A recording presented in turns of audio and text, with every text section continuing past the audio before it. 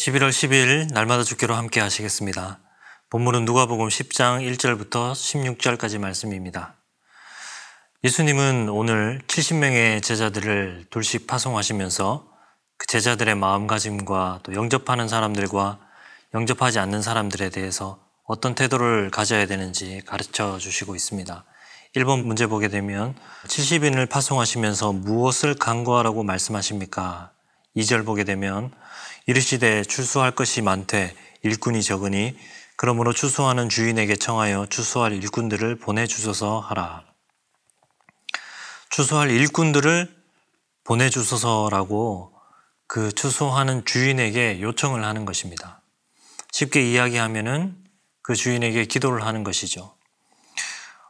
주께 부름받고 또 주께 사명을 받은 자의 가장 기본적인 마음가짐이라면은 바로 기도이죠. 모든 일에 기도를 먼저 앞세우는 것이고 또 기도함으로써 모든 것들을 감당하게 됩니다. 이 일이 잘 되기를 또 속히 이것을 추수하기를 가장 원하시는 분이 하나님이십니다. 그런데 그렇다고 해서 하나님께서 이 일을 기도 없이 그렇게 끝내버리지 않습니다. 이 일을 완성되도록 분명 우리에게 기도할 것을 요청하고 있습니다. 지금은 추수의 때입니다. 농사 일을 할 때 추수의 시기라는 것은 매우 중요합니다. 평소보다도 더 많은 일꾼들이 필요합니다. 성경에서 추수의 때라는 것은 주의 뜻이 이루어지는 때이고 또 하나님의 그 나라가 도래한 때이고 하나님의 그 마지막 때를 상징하는 것들입니다. 예수님이 오심으로 이러한 때가 되었다라는 것이고 하나님의 그 오랜 농사의 끝자락에 지금 많은 결실들이 맺히고 있기 때문에 추수할 일꾼들이 너무나 필요하다라는 것입니다. 그런데 생각보다 이 일이 너무나 긴박합니다. 4절을 보게 되면 전대나 배낭이나 신발을 가지지 말며 길에서 아무에게도 무난하지 말며 길에서 아무에게나 무난하지 말라고 합니다. 물론 복음 전하는 자에게 사람들이 나눌 그런 기본적인 예절과 기본적인 그런 인사 이런 것조차도 하지 말라는 것은 아닙니다.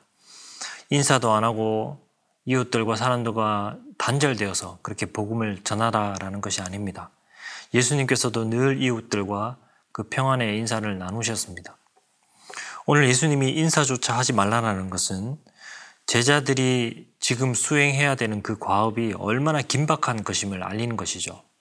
열왕기하 4장 29절에 보게 되면은 엘리사가 게하시에게 이르되 내 허리를 묶고 내 지팡이를 손에 들고 가라. 사람을 만나거든 인사하지 말며 사람이 내게 인사할지라도 대답하지 말고 내 지팡이를 그 아이의 얼굴에 놓으라 하는지라. 소년의 그 생명을 살리는 일이 너무나 급하기 때문에 엘리사는 게하시에게 가는 동안에 어떤 사람들에게도 인사를 하지 말고 또 인사를 받지도 말라고 이렇게 지시합니다. 그것조차 그 짧은 시간조차도 지체할 그런 시간이 없다라는 것입니다. 지금이 바로 그러한 때입니다. 예수님이 지금 얼마나 그 복음 전파의 긴박성을 강조하고 있는지 우리가 알 수 있습니다. 우리가 지금 복음을 전하는 일은 사실은 우리가 여유를 부리면서 또 내 할 일을 다 하고 내 하고 싶은 것을 다 하고 남는 시간에나 할 만한 그러한 취미 활동이 아닙니다. 복음 전파라는 것은 지금 아니면 안 된다라는 그런 긴박성을 가지고 해야 되는 일이라는 것입니다. 왜냐하면 복음의 이면에는 하나님의 그 심판을 동반하고 있기 때문입니다. 2번 보게 되면은 전도자가 유하는 집에서 행할 수칙은 무엇입니까? 5절 보게 되면 어느 집에 들어가든지 먼저 말하되 이 집이 평안할지어다 하라. 7절도 보게 되면 그 집에 유하여 주는 것을 먹고 마시라. 일꾼이 그 삭슬 받는 것이 마땅하니라. 이 집에서 저 집으로 옮기지 말라. 제자들이 지금 전도하러 가는 곳은 거리나 시장이 아니라 가정이었습니다.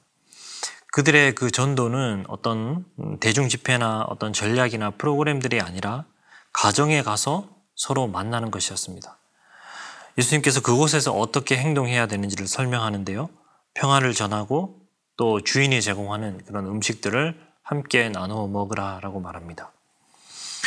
제자들의 이 복음 전파, 이 선교라는 것은 철저히 관계성에 기초하고 있다는 것입니다. 만남을 통해서 신뢰를 쌓고 그 안에서 복음 전파가 이루어지는 방식입니다.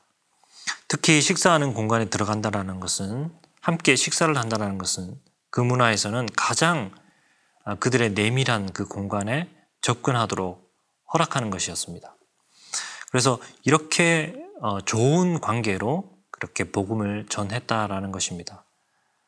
주변의 불신자들과 이렇게 신뢰의 관계를 잘 쌓아가는 것은 참으로 중요합니다.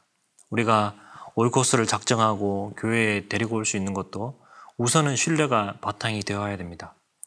따뜻한 관심들을 주고 또 신뢰를 잘 쌓아서 이번에 그 추수의 일꾼으로 잘 쓰임받을 수 있기를 원합니다.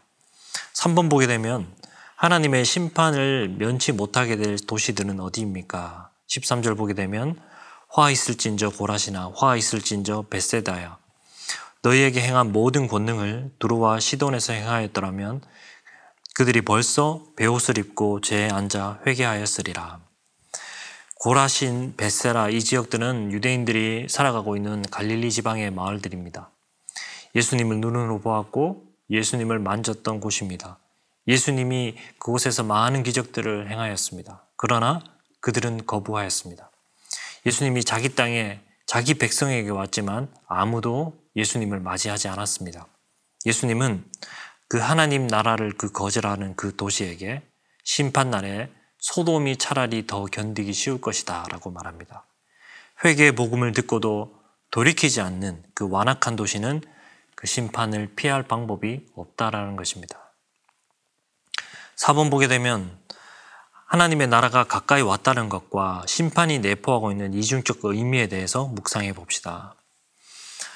하나님께서는 아들을 보내시고 아들은 제자들을 파송합니다. 그런데 그 마을 사람들이 제자들을 받아들이지 않고 또 환대하지 않는다라는 것은 곧 그들을 보낸 하나님의 아들을 거부하는 일입니다. 이런 자에게 11절 보게 되면 너희 동네에서 우리 발에 묻은 먼지도 너희에게 떨어버리노라 라고 말합니다. 발에 먼지를 떨어버린다는 것은 유대인들이 이방인 땅을 밟고 유대 땅에 다시 들어올 때에 그 발에 묻어있는 이방 먼지를 떨어버리는 것입니다. 너희는 이방인이다 라는 것이죠. 구분하는 것입니다. 하나님 나라의 백성은 혈통이 아니라 이제 그 하나님의 나라를 받아들이는가 그렇지 않는가로 구분되는 것입니다. 심판의 기준이 하나님의 나라를 받아들이는가 그렇지 않는가입니다. 하나님의 나라는 그것을 받아들이는 자에게 있어서는 구원이요 그것을 받지 않는 자에게 있어서는 심판이라는 것입니다. 우리가 이것을 잘 기억하시고 하나님 나라의 왕이신 예수 그리스도를 모심으로 오늘도 우리가 하나님 나라를 살아갈 수 있는 모든 성도님 되시기를 원합니다.